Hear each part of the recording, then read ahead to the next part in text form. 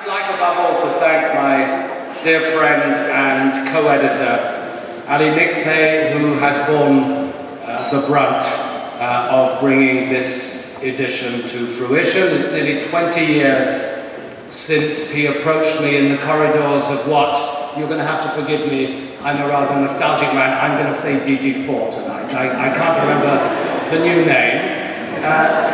Ali came along to my office in DG4 with what was the crazy idea of a book on competition law and policy.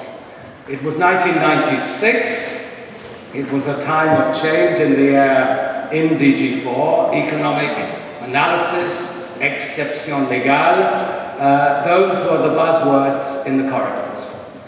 Let's ask a group of young colleagues, he said, to write about competition law, looking beyond the cases, looking beyond today's preoccupations to tomorrow's problems and solutions. I thought he was mad. I still think he probably is mad. But amazingly enough, it happened, it worked, and we are now celebrating the 3rd edition. And that, above all, is thanks to the contributors.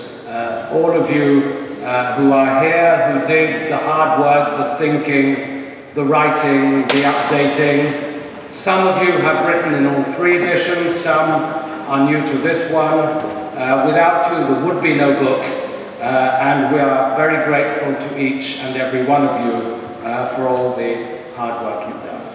Special thanks to Deirdre Taylor, somewhere, hello, who is our assistant editor, who performed miracles in getting our thoughts and work on paper into print, and many thanks to Fabienne Timmermans, my assistant in the Commission, who has worked with me throughout all of these years, following me in my meandering around the Commission's DGs, and we remained loyal together to the book, to this project. And Fabienne has shouldered the burden in Brussels of administering our end of the Oxford, London, Brussels triangle. Our publishers, Oxford University Press, have been remarkably patient, wonderfully efficient in getting our text into print and onto the market so fast, and we're very grateful to the OUP colleagues who are here tonight for all their help. Gibson Dunn, the law firm, has been very generous in allowing Ali and Deirdre to spend their nights and weekends working on the book, and for helping us organise with OUP tonight's reception. So was the Office of Fair Trading, generous in allowing Ali to devote time to this project while he was still working there, and of course, thanks to our beloved European Commission, who let its officials use their leisure time so productively by writing a book which I believe sincerely enhances the institution's reputation, probably more than it realizes. As Alexander said earlier, the book runs to more than 2,000 pages. This reflects both the significance of competition policy, the importance of the rule of law, both of which are needed more than ever at this time of political and economic crisis. Competition is one of the great lasting achievements of the European Union, and I'm delighted to see here some of the founding fathers, and there weren't many mothers in those days, of DG4. They were among the giants of my youth, who laid the foundations of this wonderful subject, this mixture of economics, law and policy, and if that were not enough, went on to have the courage to lead change and reform.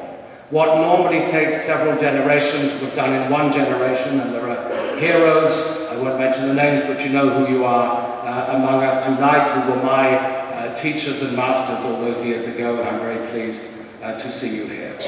Ali and I are very proud that our book reaches a 3rd edition, the product of a great deal of collective work, in a Europe of 28 member states, a continent united and at peace despite the massive problems it faces today. Many of you who arrived in Brussels today will have seen a town eerily quiet lots of police around, disrupted, somehow easier to park than usual, which is counterintuitive. And that's because there was a G7 meeting here. As you probably know, we didn't arrange it. In fact, on the contrary, when we arranged this evening, we expected there to be a G8 meeting in Sochi.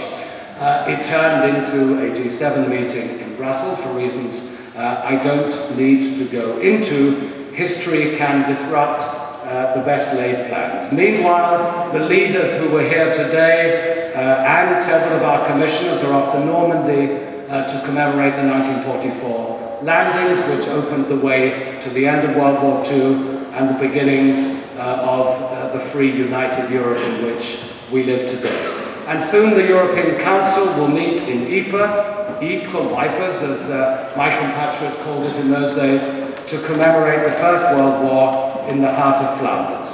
All of this serves to remind us why we are here and why we are doing what we do. Competition policy may seem dry and technical to outsiders, despite the beauty that we who practice it and know about it recognize, but it is part of a wider picture of European integration, and I hope that our book helps tell part of that story. Thank you very much.